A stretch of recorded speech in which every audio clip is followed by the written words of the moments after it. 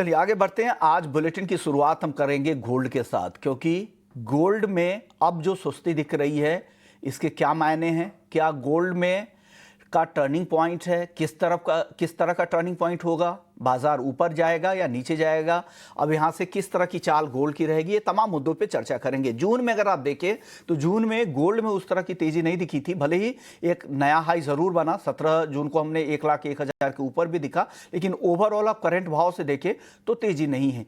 लेकिन चांदी इस बार जबरदस्त तेजी थी, करीब करीब 9 से 10% की तेजी जून में चांदी में दिखी है। से मेहरा जी, गोल्ड पर आपसे मेरा पहला सवाल होगा, क्या लग रहा है आपको यहां से गोल्ड की चाल किस तरह की रह सकती है? नीचे की संभावनाएं ज्यादा आपको दिख रही है, तेजी की संभावनाएं ज्यादा दिख रही है करंट लेवल से? विश्व मोहन जी, देखिए सोना जो है वो आप देखेंगे कि अभी रेंज बाउंड है। जैसे ईरान और इसराइल का जब वॉर भी शुरू हुआ था उसके बाद गोल्ड जैसे 3400 गया, नीचे में आके 3297 आया। और हमने देखा कि जैसे कि डॉलर इंडेक्स है वो भी अभी 9750 आ गया। इंडियन फिजिकल डिमांड के अंदर भी काफी 10 ईयर के लोएस्ट के ऊपर है। फिर भी हम देखेंगे कि गोल्ड जितना स्पीड से थोड़ा नीचे आना चाहिए था 3240 तक या 3250 तक, उतना नीचे अभी तक नहीं आया है। जब भी ईरान और इसराइल की वॉर, जब भी ट्रंप ने कहा कि अभी यहाँ पर थोड़ा सीज फायर आई है, तभी भी हमने देखा कि 1.5-2% सोना नीचे घटा, फिर वापस 333 या 3334 के करीब, 3334 के करीब अभी आ गया है। 97,200 के आसपास एमसीएक्स है। फेड ने भी कहा है कि जो रेट्स हैं वो आने वाले टाइम के अंदर 2 रेट कट्स करेंगे। तो मुझे लग रहा है गोल्ड फिलहाल जुलाई के अंदर रेंज बाउंड रहेगा और आने वाले दिवाली के आसपास गोल्ड वापस $200 से $300 यहाँ से और बढ़ सकता है। $3600 से $3700 के रेट्स आ सकते हैं। इसके अंदर और दो चीजें हैं कि जो यूएस के साथ ईरान की मीटिंग भी होने वाली है नेक्स्ट वीक के अंदर, उसके अंदर भी एक क्वेश्चन आएगा कि वो पॉजिटिव जाती है नेगेटिव जाती है। और ट्रंप एक बहुत इंपॉर्टेंट पार्ट है। ट्रंप 9 जुलाई को जो डील्स है, चाहे वो इंडिया के साथ हो या बाकी कंट्रीज के साथ हो, उसका जो लास्ट डेट है किस कंट्रीज के साथ साउथवर्ड जाता है, उसके हिसाब से भी गोल्ड की जो दिशा है उसके अंदर आगे वो भी सिस्टम उसके बाद 9 जुलाई के आसपास ही भी पता लगेगा। मगर ओवरऑल ट्रेंड जुलाई के अंदर रेंज बाउंड रहेगा और उसके बाद धीरे धीरे तेजी में आएगा। वीरेंद्र सर, आपका राय क्या है? आप क्या सलाह दे रहे हैं? ये जो कमजोरी सुस्ती दिख रही है, ये क्या ट्रेंड है? क्या लंबी अवधि का में कुछ नए ट्रेंड आपको दिख रहा है गोल्ड मार्केट में, या सुस्ती का भी दौर चलेगा, कंसोलिडेट करने की कोशिश करेगा गोल्ड यहां पर?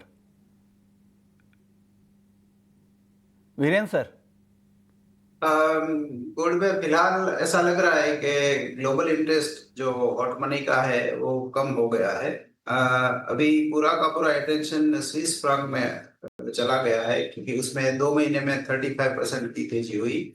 दूसरी एक बात ये भी है कि चाइना में गोल्ड फ्यूचर्स ऑलमोस्ट 15% डाउन हुए, क्योंकि चाइना की करेंसी करीबन 10% मजबूत हुई है। तो शंघाई गोल्ड जो 840 था पीक के समय, वो अभी 770 चल रहा है। तो मुझे ऐसा लग रहा है कि जो कन्वेंशनल हॉट मनी के हिसाब से स्विस फ्रैंक और बिटकॉइन अभी ज्यादा फोकस में है। गोल्ड का थोड़ा टेम्पररी गोल्ड से मोह भंग हो गया है निवेशकों का। केरिया जी, आपको क्या लग रहा है, ये जो सुस्ती दिख रही है ये टेम्पररी है, या आपको लग रहा है निवेशकों के लिए ये गिरावट में खरीदारी का मौका लग रहा है? और वो कौन से लेवल आप देख रहे हैं जहां से गोल्ड फिर से रफ्तार पकड़ सकता है? केरिया जी। नमस्कार विश्व जी। नमस्कार। देखिए, सोने की अगर बात करें तो पिछले एक साल में हमने जबरदस्त तेजी हमने सोने के अंदर आते हुए देखी है। खास करके जनवरी से अगर अभी तक की भी अगर हम बात करें तो कहीं ना कहीं सोना 23-24% से ज्यादा की तेजी दिखा चुका है। हमने अप्रैल मई में देखा था $3500 का हाई लगाया था, जब हमने जो जो कारण देखे थे वो अब मैच्योर्ड हो गए हैं। तो मुझे लगता है कि जिस ढंग से युद्ध विराम दिखाई दे रहा है, यहाँ से बिल्कुल सलीम जी ने भी जैसे बताया कि जो बड़े इवेंट्स थे वो डिस्काउंट हो चुके हैं। तो मुझे लगता है जुलाई महीने में करेक्शन मोड पे रहेगा। मल्टीपल ऑफ टाइम हमने 3280 का लेवल इंटरनेशनल में देखा है। एक बार प्राइस अगर इसको तोड़ता है तो 3100 का लेवल फिर से देख पाएंगे। जो डोमेस्टिक मार्केट में मुझे लगता है इस बार रुपए गिरावट के चलते 93 तक का एक बार लेवल आता है, वहां पे रिव्यू करके फिर बाइंग करनी चाहिए। इमीडिएटली कोई बड़ी बाइंग नहीं दिखती है, बिकॉज अगर एज ए इन्वेस्टर अगर मैं बाय भी कर रहा हूँ लेट्स से 98,000 पे 97,000 पे, तो एक रिटर्न कितना देखूं मैं? 10% का रिटर्न, तो 10% अब गोल्ड यहां से बढ़ना बहुत डिफिकल्ट दिखाई दे रहा है, क्योंकि सारे फैक्टर्स अब वो मार्केट मैच्योर करके चल रहा है। तो आई थिंक एक हैंडसम अच्छा करेक्शन मिलना चाहिए। तो इनिशियली तो 93 500 का लेवल देख रहा हूं मैं, बट ओवरऑल मुझे लगता है अब सोने में जैसे 4 सालों से जो तेजी दिख रही थी, वैसी तेजी नहीं दिखाई दे रही अनलेस एंड अनटिल कोई एक नया कोई इवेंट आए। क्योंकि आज हम जानते हैं रशिया यूक्रेन में क्या है वो हमको मालूम है। इंटरेस्ट रेट अब पता चल चुका है कि 0.5 से ज्यादा का कोई रेट कट होना नहीं है। डॉलर नो डाउट 3 साढ़े 3 साल के लो पे आ चुका है, बट ऑलरेडी हमने देखा डी डॉलरेशन। तो ये सारे फैक्टर्स अब अचीव हो चुके हैं। यानी ज्यादातर फैक्टर्स इस भाव में डिस्काउंट हो चुके हैं, केडिया जी का कहना है। और यहां से अगर बड़ी तेजी, जो तेजी पिछले कुछ सालों में दिखी है गोल्ड में, अगर वो तेजी आनी है तो कुछ नए बड़ी खबरें, नई अनसर्टेनिटी अगर बाजार में आएगी, तब बाजार में उस तरह की तेजी गोल्ड में खास करके दिखेगी।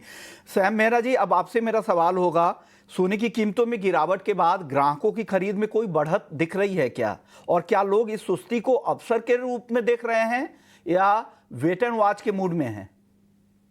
देखिए, मुझे एक बात कहना है कि पिछले सालों से जो लोएस्ट मुझे लगता है कि वॉल्यूम वाइज फिगर ये क्वार्टर का रहेगा, जो सेल्स है ज्वेलर्स के पास उसके अंदर, क्योंकि रेट बढ़ने के बाद भी ये लाख रुपए के रेट्स या 1 लाख 1-2 हजार के रेट्स जो आ रहे हैं, इंक्लूडिंग लेबर एंड जीएसटी, उसके बाद बहुत मुश्किल है कि कस्टमर्स को वॉल्यूम वाइज आज भी उनके पॉकेट्स 2 लाख 3 लाख 4 लाख ऐसे सोच के वो लोग माल खरीदते हैं, ना कि ग्राम वाइज।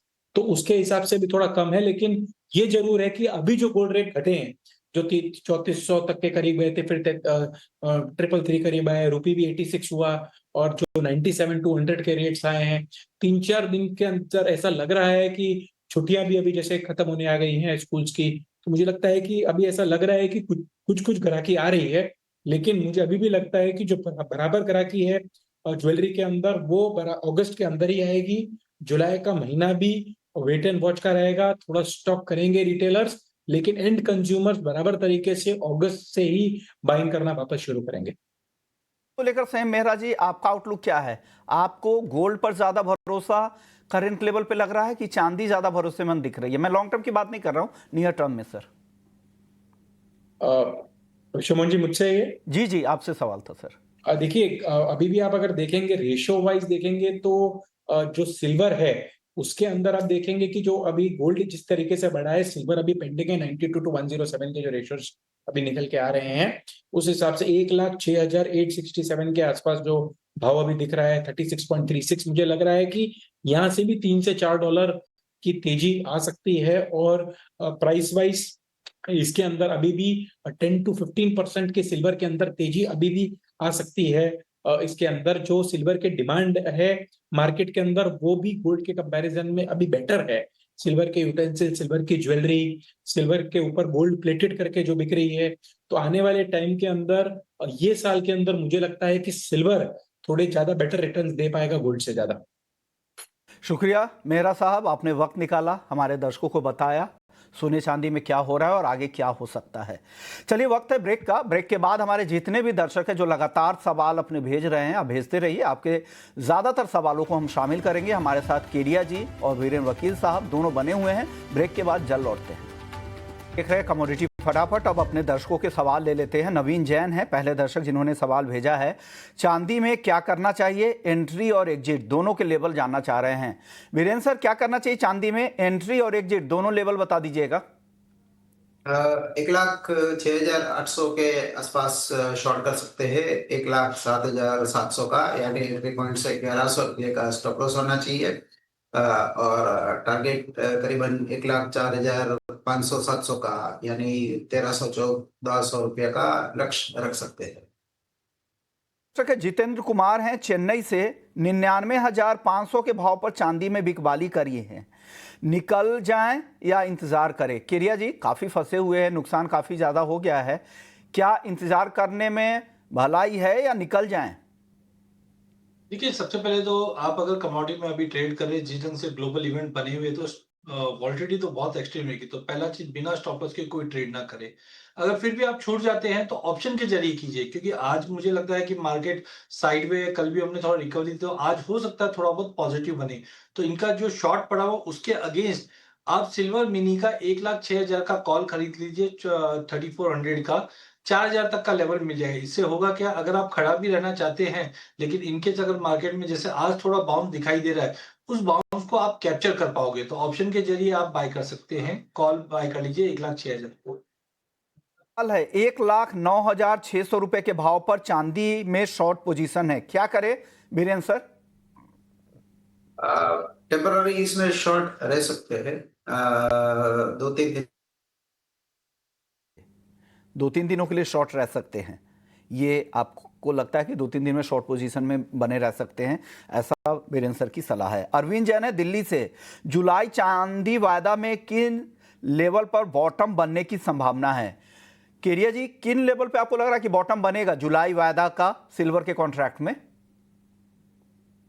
देखिए, मुझे लगता है अभी तो वॉलिटिलिटी बहुत एक्सट्रीम है, तो टाइमिंग तो अगर हम जुलाई वायदे की ही बात करें तो मुश्किल से 3-4 दिन रह चुके हैं और वॉलिटिलिटी जैसे आज तो बिल्कुल रेंज में है। बट खाली जुलाई वायदे की बात करें तो 1,03,500 तक का लेवल मुझे लगता है एक बॉटम बनना चाहिए। के रवि मीणा है, कच्चे तेल में क्या स्ट्रेटजी होनी चाहिए? कच्चे तेल को लेकर क्या राय है बीरेन सर? कच्चे तेल में दोनों साइड के मूव आते रहेंगे, बट इसकी जो रेंज है वो टेम्पररी हम ऐसा मान सकते हैं कि 54 से 58 59 के बीच रहनी चाहिए 6 जुलाई तक, जब ओपेक की मीटिंग होगी उसके पहले सीमित दायरे का बाजार रहेगा, but preferably buy on dips मैं प्रेफर करूंगा इसमें। कि बाई ऑन डिप्स की स्ट्रेटजी आपके साथ आप काम यहां पर करेंगे। अगले दर्शक है हर्ष हैं गुजरात से, नेचुरल गैस में क्या करना चाहिए? केडिया जी, एनजी में क्या करना चाहिए हर्ष को? देखिए, मुझे लगता है कि एनर्जी पैक के अंदर एनजी में जो गिरावट आई थी वो कच्चे तेल को देखते हुए आई थी, जबकि अगर आप यूएस का वेदर देखेंगे तो वहां पे कहीं ना कहीं वार्मर वेदर से हाई डिमांड रहने की उम्मीद है। तो आई थिंक जो गिरावट 2-3 दिन से चल रही थी वो बेसिकली कच्चे तेल को रिफ्लेक्ट कर रही थी। तो टाइमिंग मुझे लगता है कि करंट लेवल पे शॉर्ट की सलाह तो नहीं है। जुलाई वायदे के अंदर 300 पे लेके चलिए, 294 का स्टॉप लॉस रहेगा, 312 का टारगेट रहेगा। इससे पहले भी हमने देखा था 294 295 का स्ट्रॉन्ग सपोर्ट था, तो आई थिंक यहाँ पे लेके चलना चाहिए। इस हैं दिल्ली से, कॉपर में आज के लिए क्या स्ट्रैटेजी होगी? बीरेन सर, कॉपर में आपकी रणनीति क्या है?